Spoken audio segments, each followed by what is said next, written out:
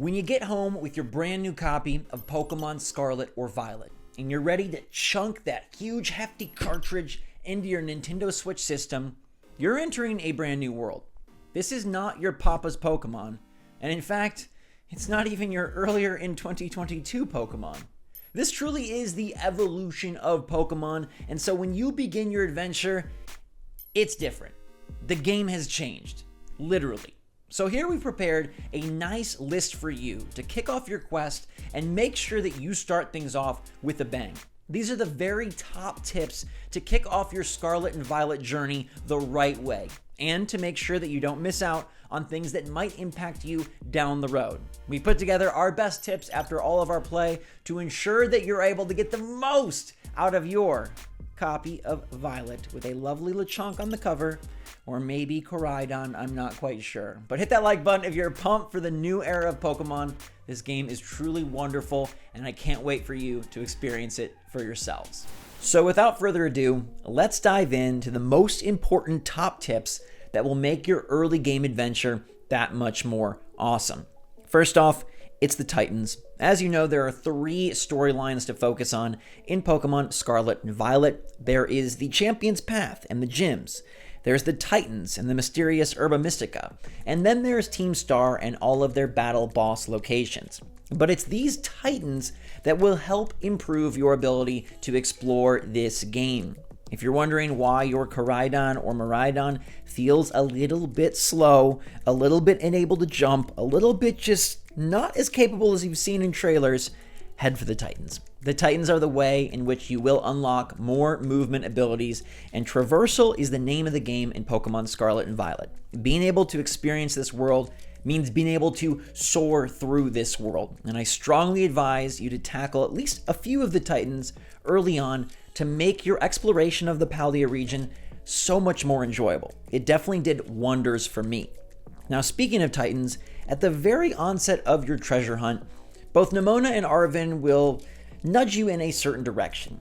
East for the Titans, west for the gyms. Now, because I mentioned Titans are very important to your enjoyment, you'll probably go east, but I want to tell you to then U-turn and go back west. You see, this game does allow you to explore in whatever way you want, but I think it's imperative that you tackle the early gyms first. If you save them for later, let's just say it's not so much fun. I mean, there's practically a whole video to discuss why to not sequence break this game, but just know, head east for the first Titan. He's beatable very early on, and then maybe make your way back through the main town, past the academy, and go west for the intended first gym. You will definitely thank me later. While you're on your way from east to west, there is an opportunity to take classes at the academy. Now, this is something that just pops up as sort of a small notification. It's not even really a tooltip, and the game doesn't really make it evident that you can take classes for rewards. Now, I think this is one of the cooler things to do in the game because it helps fit into the vibe of you being a student. I mean, the entire point of this game is that you've registered at this academy, and the director is instructing you to find your passion, seek your treasure, and also brush up on your mathematics. You see, there are all sorts of classes like art, math, and biology, and even the math class is pretty fun because it relates it to Pokemon. Like, how much damage would this attack do if it was done to a fire Pokemon? And how many Pokeballs could you buy with $2,000? I love the way that they've integrated Academia and Pokemon. The classes are like 2 minutes long, they don't wear out their welcome, and once you reach the midterm class, you will be able to earn valuable rewards that help boost your Pokemon and level them up quicker than you might expect. So definitely tackle the classes early and often, not only just for some fun lore in the game, but also a really cool way that they tried to expand this story and have it be different, unique, and fun for Paldea. And also, yeah, you get items at your midterm and then get ready for the final. They're actually scored assessments. It's pretty darn neat. Now that you're back out in the wild, exploring, battling, and catching Pokemon, double check that Pokedex, all right? Pokemon Scarlet and Violet load up the areas with tons of diverse species. I mean, you could spend hours in the initial areas just catching everything on offer, and I think it makes the explorative nature of the game that much more fun. But as you do, go dive into the Pokedex. Don't just let the Pokedex fill up, explore it. And if you hit the X button while on the Pokedex screen, you'll open up the Pokedex equivalent of a battle pass. Many trainers don't even know that this is included in the game, and yet again, it's a feature that Scarlet and Violet do not really shout about. It's sort of hidden in there, and every 10 species, you'll unlock a pretty cool reward. We're talking like 10 Great Balls, or some more EXP that can help boost your leveling. These are really nice rewards, and an aspect of building the Pokedex that helps you feel like, hey, I'm actually fulfilling a valuable part of my quest. And that's something that Pokemon Scarlet and Violet shine at, just making you feel successful at whatever element of the Pokemon universe you prioritize. So don't miss the Battle Pass. It doesn't cost a penny, and it actually provides valuable rewards. Speaking of rewards, who wants some money? Or who wants some League Points? Because in Scarlet and Violet, League Points are another currency that can be spent at the Pokemarts to buy the items you may need. But you can grab some easy, free, automatic LP just by finding those wonderful glowing crystals. The Terastallized raid battles are fun and can help you catch unique Pokemon and explore more of the Terastallization element of the game, but every time you touch one, just to see what Pokemon it is, you get 1,000 LP. You don't have to battle it, you can back out of the screen, and this is an easy, surefire way to help build up your bank account early in the game. Every time you see one of these crystals, I mean, hey, go ahead and battle it. But if you don't have the time, or you're not wanting to do so, you don't really want to fill in a rando team against your raid battle opponent, just click it and then leave. Grab some LP and use it on potions or balls or whatever else you may need. Now, more exciting than the crystals, I think, are the glowing Pokemon. So the crystals show up on your map as like a bug crystal or as a ghost crystal, but you'll also see just shining lights bearing down from the heavens above, and it's straight onto a Pokemon who is nothing special. Or wait, yes it is, because these are the Pokemon that house the unique Terra types. Here's where you'll find a Jigglypuff with a water Terra type. Here's where you'll find a Litleo with a grass Terra type. Here's where you'll find that pesky Pikachu with the balloons and the flying Terra type, and here's where you'll find the Slowking with the creepy evil ghost Terra type. Yep, these glowing Pokemon are actually really darn nifty and a great way to help diversify your team, especially mixing and matching these Terra types and more unique type combinations. Now, I've found that these Pokemon end up being pretty strong as well, so you're in for a good battle and a good catch regardless. Check on these often, see what you find, and help build yourself a very unique team that can tackle all gyms, all titans, all Team Star bosses. Now, maybe you're less about building the best team, and you just want to build the best team. One of those Pokemon will probably be Gimma Ghoul, and you'll see Gimma Ghoul everywhere, except you can't catch him. You'll see Gimma Ghoul lingering around at the edge of a route, on top of a sign, waiting just beside a Pokemon Center, making a little very identifiable growl slash blah blah blah. He makes that sound and you click him, but you don't battle. You click him, but you can't catch him. You click him, but what the heck do you do? Well, what you do is you go find a tower. There are Gimma Ghouls in chests, which are their catchable, battleable form up in towers. So if you find yourself adventuring and notice a tower, there might be an item up there, but there's a good chance that there's also a Gimma Ghoul in a chest up there. And if you never leave the surface of the Paldea region, you won't be able to catch one of these Gimma Ghouls. So get up there and grab one. It's really, really nice to have one of these goofy Pokemon, especially when you consider its secret evolution. Pokemon Scarlet and Violet have bucked the trend and made trainers not have creepy magnetic eyes.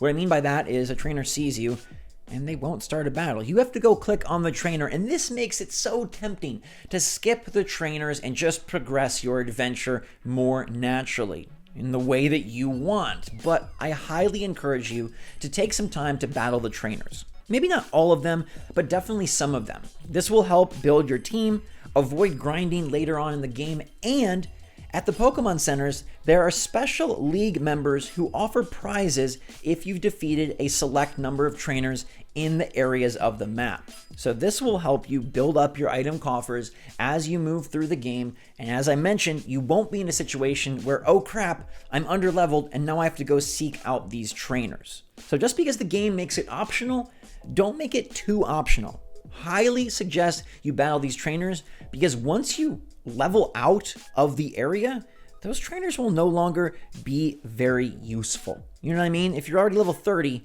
facing off against the level 9 trainers, you kind of just wasted them. And it's important to not waste all of them, otherwise you will be grinding as you get towards the end of your treasure hunt.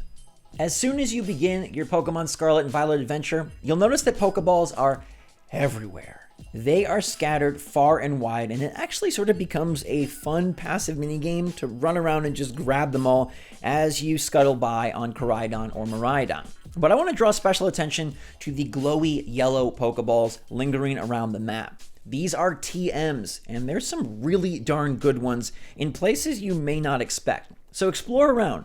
Definitely grab the red Pokeball items, but also keep an eye out for the yellow TMs. These TMs are very beneficial in building out your team, helping you tackle different challenges with your specific types, and unlocking more TMs at the TM machine. The more TMs you collect, the more you're able to build and recreate, and the more items you collect throughout the adventure, the more TMs you can spread amongst your Pokedex. It's a really, really important methodology. There are 3 things to pick up: red Pokeballs, yellow Pokeballs, and glowing, glittering spots. Hey, I say get them all. It actually is pretty fun to just cruise through the grass on your Pokemon motorbike and grab everything you can. The game does a nice job of allowing you to pick up as you press forward, sprinting through, still able to grab it as you go on by. But yeah, the TMs scattered around the world, very valuable, some of them hidden pretty high, pretty far, pretty wide.